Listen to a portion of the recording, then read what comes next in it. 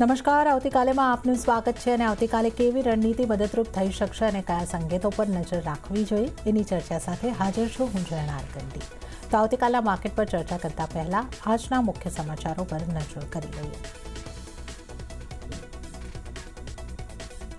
માર્કેટમાં સતત ત્રીજા દિવસે ઘટાડા સાથેનો કારોબાર. સેન્સેક્સ અને નિફ્ટી મામૂલી ઘટાડા સાથે બંધ. નિફ્ટીનું 26,150ના સ્તરની નીચે ક્લોઝિંગ.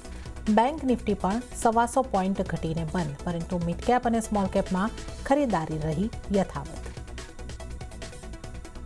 અર્નિંગ સિઝન પહેલા આઈટી શેર્સમાં સારી ખરીદારી. લગભગ 2% જેટલો ઉછળ્યો index. Tata tech, Tata Alexei અને કેપીઆઈટી ટેક 5થી 10%ના ઉછાળા સાથે વાયદાના ટોપ ગેનર્સ. સાથે જ ફાર્મા, કન્ઝ્યુમર ડ્યુરેબલ અને કેપિટલ માર્કેટ શેર્સમાં પણ તેજી, પરંતુ ઓટો અને રિયલ્ટી, સરકારી બેંક્સમાં આજે દબાણ. તો સારા Q3 કારોબારની અપડેટ બાદ આજે જ્વેલરી શેર્સની ચમક વધી. ટાઇટન અને કલ્યાણ જ્વેલર્સમાં 4%ના ઉછાળા સાથે વાયદાના ટોપ ગેનર્સમાં આ સ્ટોક સામેલ. તો આ તરફ સેન્કો ગોલ્ડમાં પણ 11.5%નો ઉછાળો. તો સિપ્લા 4% ઘટીને બન્યો નિફ્ટીનો ટોપ લૂઝર. કંપનીની પાર્ટનર ફાર્માધેન પર US FDA પાસેથી અવલોકનો મળ્યા. લેરેન્ટોટાઇડ દવાના માર્કેટિંગ અને મેન્યુફેક્ચરિંગ માટે હતી પાર્ટનરશિપ. અને લોકિન ખોલવાથી મીશોમાં આવી વેચવાલી. શેરમાં 5%ની જોવા મળી લોઅર સર્કિટ, પણ આજે 2%ના એન્કર ઇન્વેસ્ટરનો લોકિન ખતમ. ત્યાં જ રેકોર્ડ હાઈથી શેર લગભગ 32% તૂટ્યો. ત્યારે જ આજની માર્કેટ એક્શનની વાત કરી લઈએ તો આજે જે બજારનું ક્લોઝિંગ છે એ થોડું નેગેટિવ સાઇડ જ થતું જોવા મળ્યું છે. 0.12%ના દબાણ સાથે સેન્સેક્સનું ક્લોઝિંગ છે 84,961 ઉપર થતું આપણે જોઈ શકીએ છીએ. અને નિફ્ટીની જો આપણે વાત કરીએ તો નિફ્ટીનું ક્લોઝિંગ 26,140 ઉપર 0.14%ના ઘટાડા સાથે થતું જોયું છે. પણ ઉલ્લેખનીય ખાસ એ રહેશે કે દિવસ દરમિયાન આપણે 26,100ના લેવલ પણ જોયા. ત્યાંથી આપણને એક રિકવરી પણ આવતી દેખાય છે. તો એક સુધારા સાથે બજારનું ક્લોઝિંગ કહી શકીએ કે લગભગ ફ્લેટ ટુ નેગેટિવ ક્લોઝિંગ અહીંયા આગળથી થતું જોવા મળ્યું છે. પણ 26,200ની નીચેનું જ નિફ્ટીનું ક્લોઝિંગ. મિડ કેપ ચોક્કસપણે લીલા નિશાનમાં બંધ થવામાં સફળ રહ્યા છે. 0.45%ની મજબૂતી સાથે 61,424 ઉપર. અને સ્મોલ કેપ પણ લીલા નિશાનમાં જ આજે આપણે બંધ થતા જોયા છે. નજર કરી લઈએ બેંક નિફ્ટી ઉપર. બેંક નિફ્ટીમાં 0.21%નો ઘટાડો આવ્યો અને 59,990ની આસપાસ અહીંયા આગળથી ક્લોઝિંગ છે. એટલે 60,000ના જે મહત્વના સપોર્ટ લેવલ હતા એના થોડા નીચેનું ક્લોઝિંગ અહીંયા આગળથી આવતું આપણે જોઈ રહ્યા છે. એડવાન્સ ડિક્લાઇન રેશિયો જો આજનો જોઈએ તો એ લગભગ 1:1 જેટલો લાગી રહ્યો છે. 1,498 શેર લીલા નિશાનમાં મજબૂતી સાથે બંધ થયા છે અને એની સામે 1,441 શેર એવા રહ્યા કે જે લાલ નિશાનમાં દબાણ તરફ બંધ થતા જોવા મળ્યા છે. નિફ્ટીના ટોપ ગેનર્સ અને ટોપ લૂઝર્સ જોઈ લઈ. ગેનર્સની સાથે શરૂઆત કરીએ. ટાઇટન આજનો ટોપ ગેનર રહ્યો છે 3.93%ની મજબૂતી સાથે. વિપ્રો 1.96%ની મજબૂતી સાથે અને HCL 1.94% મજબૂત. તો ઇન્ફોસિસ 1.66% મજબૂત થતો આજે આપણે જોયું છે. આ ઉપરાંત Jio financial, tech Mahindra, Apollo hospital અને બજાજ ઓટો આ 1.25%ની મજબૂતી સાથે આજે બંધ થયા છે. તો આ નિફ્ટીના ટોપ ગેનર્સ જોયા. ટોપ લૂઝર્સ જોઈ લઈએ. સિપ્લા આજનો ટોપ લૂઝર કાઉન્ટર છે. 4.11%નું દબાણ સિપ્લાની અંદર બન્યું છે. મારુતિ સુઝુકીમાં 3.5%નું દબાણ. પાવર ગ્રીડ 1.5%ની આસપાસનું દબાણ અને મેક્સ હેલ્થકેરમાં પણ 2%નું દબાણ છે. તો ટાટા મોટર્સમાં પણ 2%ની આસપાસનું દબાણ છે. આ ઉપરાંત HDFC bank, Tata steel, Asian paints, SBI life આમાં 1.25%ની આસપાસના દબાણ બનતા આપણે જોઈ શકીએ છીએ. તો હવે આપણે નજર કરીશું અને વધારે ચર્ચા કરીશું આવતીકાલના બજારની. અને આને માટે આપણી સાથે જોડાઈ રહ્યા છે બુલવેવ રિસર્ચ ફર્મના અમિત પસ્તાકિયા. અમિતજી, સ્વાગત છે આપનું CNBC બજાર પર. અને આજનું ક્લોઝિંગ 26,200ની નીચે જ થયું છે. પણ આપણે જે રીતે જોયું કે જે નીચલા સ્તર બન્યા હતા ત્યાંથી થોડી રિકવરી પણ ચોક્કસપણે આપણે આવી છે એની પણ નોંધ લઈશું. તો 26,140નું નિફ્ટીનું ક્લોઝિંગને તમે કઈ રીતે જોઈ રહ્યા છો અને નિફ્ટી પર હવે આગળ કેવી સ્ટ્રેટેજી રાખવી જોઈએ? Good evening everyone. વાત કરીએ જો નિફ્ટી ઉપર, તો નિફ્ટીમાં હાલમાં એક ડેલી ટાઈમ ફ્રેમમાં રાઇઝિંગ વેજ પેટર્નનું ફોર્મેશન થઈ રહ્યું છે. નિફ્ટી માટે એક ઇમ્પોર્ટન્ટ સપોર્ટ ઝોન હું જોઈ રહ્યો છું 26,050, 26,100નું. જ્યાં સુધી નિફ્ટી આની ઉપર સસ્ટેન છે ત્યાં સુધી એક અપસાઇડની મોમેન્ટમ જોવા મળી શકે નિફ્ટી માટે. તો નિફ્ટીમાં એક બાય ઓન ડિપ્સ કરીને ચાલવું જોઈએ. સ્ટોપ લોસ અહીંયા મેન્ટેન કરવો જોઈએ 25,900 નો, અને ઉપરમાં 26,300, 26,500 લેવલ આવનારા 5 થી 10 દિવસમાં જોવા મળી શકે છે. વાત કરીએ એ પ્રમાણે બેંક નિફ્ટીમાં, તો બેંક નિફ્ટીમાં પણ જોવા જઈએ તો અમારે પણ આપણે એક સારી અપસાઇડ મોમેન્ટમ જોવા મળી છે. પ્રાઇસ હજુ પણ એક અપ ટ્રેન્ડમાં છે, તો બેંક નિફ્ટી પણ દરેક જગ્યાએ બાય કરીને ચાલવું જોઈએ. સ્ટોપ લોસ અહીંયા મેન્ટેન કરવો જોઈએ 59,500 નો, અને ઉપરમાં 60,500 લેવલ બેંક નિફ્ટીમાં જોવા મળી શકે. ઓકે, તો નિફ્ટી અને બેંક નિફ્ટી બંને ઉપર પોઝિટિવ વ્યૂ. નિફ્ટી માટે ઘટાડે ખરીદી કરીને ચાલવાની સલાહ બની રહી છે, અને નિફ્ટી માટે તમારી સ્ટોપ લોસ ધ્યાને રાખવાનો રહેશે 25,900નો, અને ટાર્ગેટ જે છે 26,300થી 26,500ના તમે બનતા જોઈ શકો છો. અને આ 5 થી 10 દિવસનો વ્યૂ નિફ્ટી માટે આપણને મળતો દેખાઈ રહ્યો છે. અમિત વસ્તાગિયાની સલાહ નિફ્ટીને બાય ડિપ્સ કરીને ચાલવાની. અને બેંક નિફ્ટી માટે અમિતજીની સલાહ ઉપર નજર કરી લઈએ તો અહીંયા પણ ખરીદી કરીને ચાલવાની સલાહ છે. 59,500નો સ્ટોપ લોસ ધ્યાને રાખો, અને ટાર્ગેટ 60,500ના બેંક નિફ્ટીમાં તમને બનતા જોવા મળી શકે છે. તો અમિતજીની નિફ્ટી બેંક નિફ્ટી ઉપર આપણે સ્ટ્રેટેજી જોઈ. અન્ય નિષ્ણાતો નિફ્ટી માટે કઈ રીતે સલાહ આપી રહ્યા છે એ જોઈ લઈએ. શરૂઆત કરીએ SSJ ફાઇનાન્સના વિરલ છેડાની સ્ટ્રેટેજીથી. વિરલજીએ નિફ્ટી ફ્યુચરને 26,235ની આસપાસથી બાય કરવાની સલાહ આપી છે. 26,100ના તેઓ સ્ટોપ લોસ રાખવાનું જણાવી રહ્યા છે, અને ટાર્ગેટ 26,400થી 26,530ના બનતા જોવા મળી શકે છે. તો વિરલજી તરફથી પણ બાય તરફની સ્ટ્રેટેજી મળી રહી છે. હવે જોઈએ બોનાન્ઝા પોર્ટફોલિયોના ધ્રુમિલ વિઠલાણીની સલાહ પર. ધ્રુમિલે પણ નિફ્ટી ફ્યુચરને બાય કરીને ચાલવાની સલાહ આપી છે 26,230, 26,250 આસપાસથી. ટાર્ગેટ તેઓ 26,400, 26,500નો જોઈ રહ્યા છે. સ્ટોપ લોસ 26,100નો રાખવાની સલાહ ધ્રુમિલ વિઠલાણી તરફથી. તો આપણા ત્રણેય નિષ્ણાતોનો એક પોઝિટિવ વ્યૂ, અને લગભગ 26,000ની ઉપર 26,300, 400ના ટાર્ગેટ માટે ત્રણેય નિષ્ણાતો તરફથી એક નિફ્ટી પર ખરીદારીનો વ્યૂ બની રહ્યો છે. ત્યારે હવે આપણી સાથે અમિતજી જોડાયેલા છે, તો એમની સાથે આપણે ચર્ચાની શરૂઆત કરીશું. અમિતજી, ટાઇટનથી ચર્ચાની આપણે શરૂઆત કરીએ. Q3ના અપડેટ આવતા બાદ અહીંયા આગળથી આ સ્ટોકમાં આજે સારો ઉછાળો જોવા મળ્યો. લગભગ 4% ઉછાળો ટાઇટનમાં જોવા મળ્યો છે. ટાઇટનની સાથે જ જે કલ્યાણ જ્વેલર્સ અને સેન્કો ગોલ્ડ જેવા સ્ટોકમાં પણ સારો ઉછાળો. સેન્કો ગોલ્ડ તો 11%ના ઉપર ઉછળ્યો છે. તો આ સ્ટોક્સ પર આપનો કઈ રીતનો વ્યૂ બની રહ્યો છે? જો વાત કરીએ ટાઇટન ઉપર, તો ટાઇટનમાં આપણે એક ઇન્વર્ટેડ હેડ એન્ડ શોલ્ડર પેટર્નનું આપણે એક બ્રેકઆઉટ થયું જોવા મળ્યું છે, અને પ્રાઇસ એક 4,100 જે એક સ્ટ્રોંગ રેડિશન હતું તેનું પણ આપણે એક વીકલી ટાઈમ ફ્રેમમાં વોલ્યુમ સાથે બ્રેકઆઉટ થયું જોવા મળ્યું છે. તો જો ટાઇટન કોઈની પાસે છે તો હોલ્ડ કરીને ચાલવું જોઈએ. ઉપરમાં 4400 થી લઈને 4,800 લેવલ ટાઇટનમાં જોવા મળી શકે છે. નવી એન્ટ્રી આ લેવલે એક એવોઇડ કરવાની છે, પરંતુ જો કોઈની પાસે હોલ્ડ છે તો ડેફિનેટલી હોલ્ડ કરીને ચાલવું જોઈએ 4400 થી 4,800ના ટાર્ગેટમાં. વાત કરીએ કલ્યાણ જ્વેલર્સ ઉપર, તો કલ્યાણ જ્વેલર્સ પણ જો નજર કરીએ તો આ સ્ટોકમાં આપણે એક ઇન્વર્ટેડ એબીસી પેટર્નનું એક ફોર્મેશન થઈ રહ્યું છે, અને એક જો બ્રેકઆઉટ થાય છે 550 તો ઉપરમાં 600 સુધીના લેવલ પણ કલ્યાણ જ્વેલર્સ જોવા મળી શકે છે. આ સ્ટોકમાં એક બાય એન્ડ ડિસ્કને ચાલી શકાય છે. ઓકે, અને સેન્કો ગોલ્ડ પર આપનો વ્યૂ કઈ રીતનો રહેશે? સેન્કો ગોલ્ડમાં જો નજર કરીએ તો આ સ્ટોકમાં એક આપણે આમાં પણ એક ઇન્વર્ટેડ એબીસી પેટર્નનું ફોર્મેશન થઈ રહ્યું છે. જો સ્ટોકમાં એકવાર 370ના બ્રેકઆઉટ થશે તો ઉપરમાં 400 અને 450ના લેવલ સેન્કો ગોલ્ડમાં પણ જોવા મળી શકે છે. આ સ્ટોક પણ એક બાય એન્ડ ડિસ્કને ચાલવું જોઈએ. એક અપ ટ્રેન્ડમાં આ સ્ટોકને હું જોઈ રહ્યો છું. ઓકે, તો ટાઇટન માટે ખાસ સલાહ પર નશો કરી લઈએ તો અહીંયા આગળ નવી બાઇંગની સલાહ નથી, પણ જો તમારી પાસે પોઝિશન છે તો હોલ્ડ કરીને ચાલો. 4400નો સ્ટોપ લોસ રાખો, અને ટાર્ગેટ 4800ના બની શકે છે. કલ્યાણ જ્વેલર્સમાં પોઝિટિવ વિજય ખરીદી કરીને ચાલી શકો છો, અને સેન્કો ગોલ્ડમાં બાય એન્ડ ડિપની સલાહ અહીંયા આગળથી બની રહી છે. તો આપણે આજે જ્વેલરીને લગતા સ્ટોકની ખાસ વાત કરી છે. આઈટી સ્ટોક્સમાં પણ આજે અમિતજી ખાસો એવો ઉછાળો આપણને જોવા મળ્યો છે. જે દિગ્ગજ સ્ટોક છે નિફ્ટી 59માં વિપ્રો, એક્સેલ ટેક, ઇન્ફોસિસ આ બધા જ ગેનર્સમાં સામેલ થયા છે, જ્યાં 1.5% મજબૂતી દર્શાવી છે. મિડ કેપ આઈટીના ઘણા બધા સ્ટોક પણ આજે વાયદામાં પણ ટોપ ગેનર્સ રહ્યા હતા. તો કઈ રીતે આપ આઈટી સ્ટોક્સને જોઈ રહ્યા છો? આઈટી સ્ટોક્સમાં હજુ પણ એક આવનારા દિવસોમાં આપણે એવી અપસાઇડ મોમેન્ટમ જોવા મળી શકે છે. એક સ્ટોક છે ટાટા એલએક્સી. અગર આ સ્ટોકમાં નજર કરીએ તો એક વીકલી ટાઈમ ફ્રેમમાં એક flat correction pattern almost complete છે, અને એક પ્રાઇસ ઇમ્પલ્સમાં હાલમાં કન્વર્ટ થઈ ગઈ છે.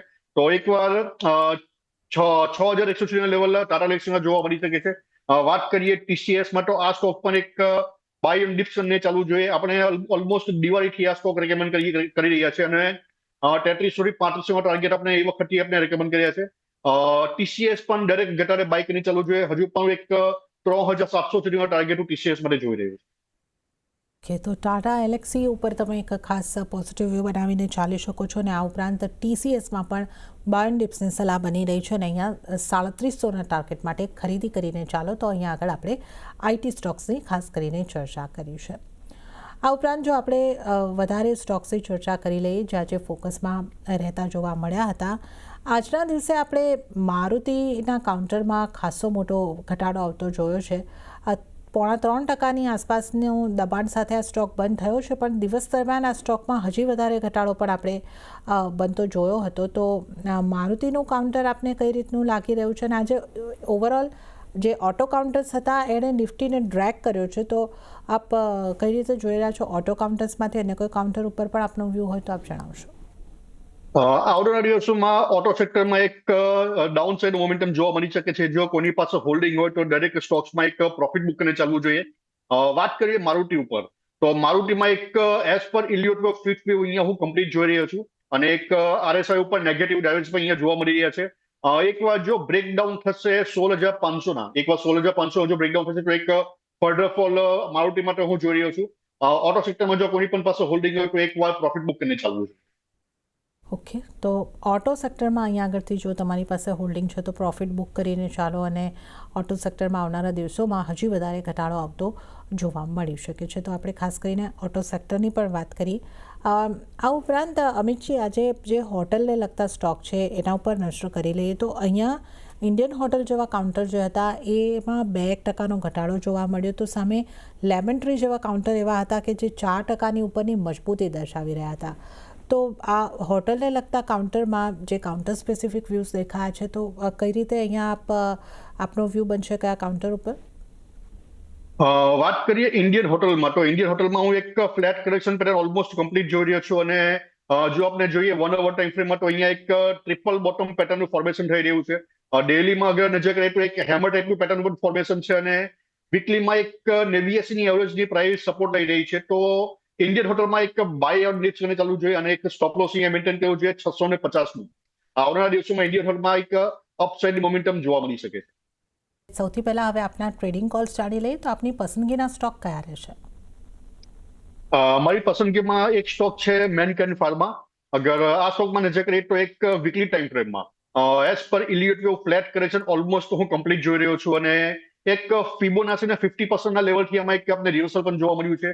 વીકલીમાં નજર કરીએ તો એક મોર્નિંગ સ્ટાર પેટર્નનું આ સ્ટોકમાં ફોર્મેશન છે. દરેક ઘટાડે મેનકાઇન્ડ ફાર્મા બાય કરીને ચાલવું જોઈએ. ઉપરમાં 2500 અને 2700 ટાર્ગેટ જોવા મળી શકે છે અને સ્ટોપ લોસ આમાં મેન્ટેન કરવો જોઈએ 2200. બીજો એક સ્ટોક છે આરવીએનએલ. અગર આરવીએનએલ પણ જો નજર કરીએ તો આમાં પણ વીકલી ટાઈમ ફ્રેમમાં એક ફ્લેટ કરેક્શન પેટર્ન કમ્પ્લીટ છે. આપણે એક ટ્રેન્ડ લાઇનનું સ્ટ્રોંગ વોલ્યુમ સાથે અહીંયા આપણે બ્રેકઆઉટ થતું જોવા મળ્યું છે અને એક સારી એવી એક વોલ્યુમ સાથેની કેન્ડલ પણ વીકલીમાં જોવા મળી છે. દરેક ઘટાડે આ સ્ટોક બાય કરીને ચાલવું જોઈએ. 310નું આ સ્ટોકમાં એક સ્ટોપ લોસ મેન્ટેન કરવો જોઈએ. ઉપરમાં 380 અને 430ના લેવલ આરવીએનએલમાં જોવા મળી શકે.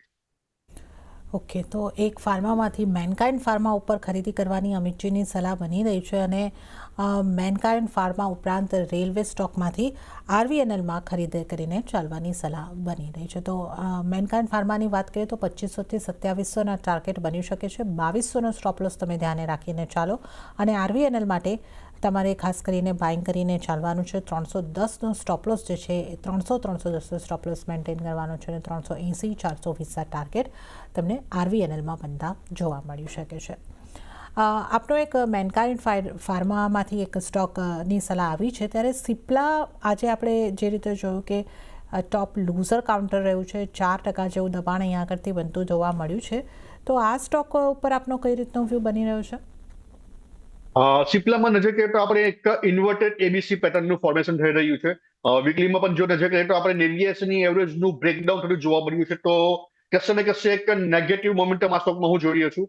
આવનારા દિવસોમાં હજુ પણ એક ડિક્લાઇન આ સ્ટોકમાં જોવા મળી શકે છે અપ ટુ 1350ના લેવલ સુધી. જો કોની પાસે આ સ્ટોક હોય તો એકવાર એક્ઝિટની સલાહ રહેશે. ઓકે, તો સિપ્લા જો તમારી પાસે છે તો એક્ઝિટ કરીને ચાલો, આ સલાહ આગળથી ખાસ બની રહી છે.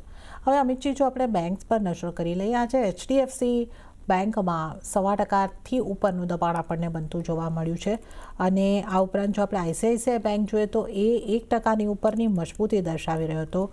એક્સિસ બેંકમાં ફ્લેટ કહી શકીએ એ રીતનું કામકાજ રહ્યું, પણ એસબીઆઈ જેવી પીએસયુ બેંકમાં પણ 1%ની ઉપરનું દબાણ હતું. તો પ્રાઇવેટ બેંક, પીએસયુ બેંકમાંથી આપના કોઈ કાઉન્ટર પર સલાહ બનશે? બેન્કિંગમાં નજર કરીએ તો આપણે આવનારી વર્ષોમાં બેંક સેક્ટરમાં હું એક પ્રેશર જોઈ રહ્યો છું અને એક sideways to downside momentum પણ જોવા મળી શકે છે.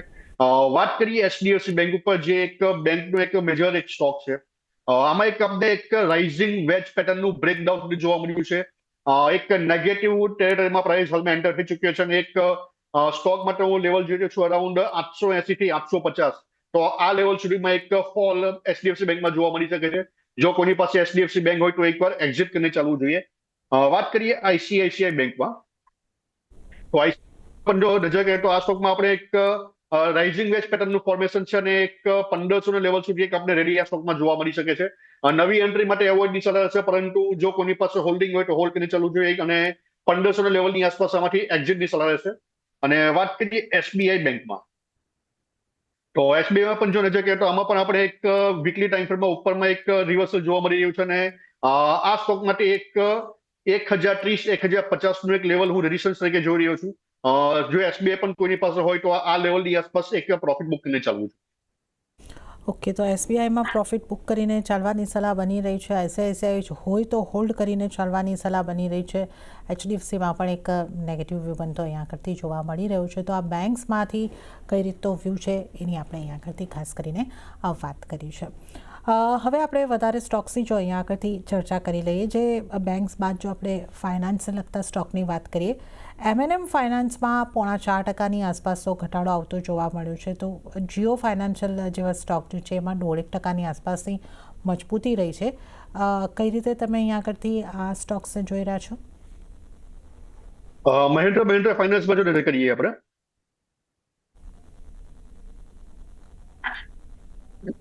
તો આ સ્ટોકમાં જોઈએ તો આપણે એક વીકલી ટાઈમ ફ્રેમમાં એક ઇવનિંગ સ્ટાર પેટર્નનું ફોર્મેશન થઈ રહ્યું છે. Round bottom pattern almost complete છે અને એક 390-400 એક રેઝિસ્ટન્સ લેવલ, ત્યાંથી આપણે એક રિવર્સલ પણ જોવા મળ્યું છે. તો આમાં એક જો કોઈની પાસે હોલ્ડિંગ હોય તો એક પ્રોફિટ બુક કરીને ચાલવું જોઈએ. આ એક ફર્ધર ફોલ આ સ્ટોક માટે હું જોઈ રહ્યો છું અરાઉન્ડ 320 ના લેવલ સુધી. વાત કરીએ જીઓ માટે, તો જીઓ ફાઇનાન્સમાં જો નજર કરીએ તો આ સ્ટોકમાં એક બ્રેકઆઉટ્સની વેટ કરવી જોઈએ. પ્રાઇસ હાલમાં એક સાઇડવેઝ મોમેન્ટમમાં છે અને એકવાર 320 ના જો બ્રેકઆઉટ થાય તો ત્યારબાદ આમાં એક અપસાઇડ મોમેન્ટમ જોવા મળી શકે છે. તો જીઓમાં જો નવી એન્ટ્રી કોઈ કરવી હોય તો એકવાર પ્રોપર બ્રેકઆઉટની વેટ કરવી જોઈએ 320 ના લેવલની. ત્યારબાદ જો બ્રેકઆઉટ પછી એમાં એક 350 થી 380 લેવલ જીઓમાં જોવા મળી શકે. ઓકે, તો જીઓ માટે 320ના બ્રેકઆઉટની વેટ કરો અને બ્રેકઆઉટ પછી બાઇંગ કરીને ચાલવાની સલાહ છે. અને એમએનએમમાં એક ઘટાડા તરફનો વ્યૂ બની રહ્યો છે અને અહીંયા 320 સુધીના ટાર્ગેટ તમને જોવા મળી શકે છે. તો આપણે ખાસ વાત કરી. હવે આપણે મેટલ સ્ટોકની વાત કરી લઈએ. મેટલ સ્ટોકમાંથી ખાસ કરીને હિન્દ કોપર અને હિન્દ ઝિંક, આ બંને કાઉન્ટર પર મારી નજર જઈ રહી છે, જ્યાં એક ઘટાડા તરફનું કામકાજ રહ્યું છે. હિન્દ કોપર 3.25% જેવું દબાણ દર્શાવી રહ્યો હતો. હિન્દ ઝિંકમાં પણ આપણે જોઈએ તો 2%ની આસપાસનું દબાણ અહીંયા આગળથી બન્યું છે. હિન્દ ઝિંકમાં એક સિલ્વરમાં આવેલો ઘટાડો પણ ઇમ્પેક્ટ કરી રહ્યો છે.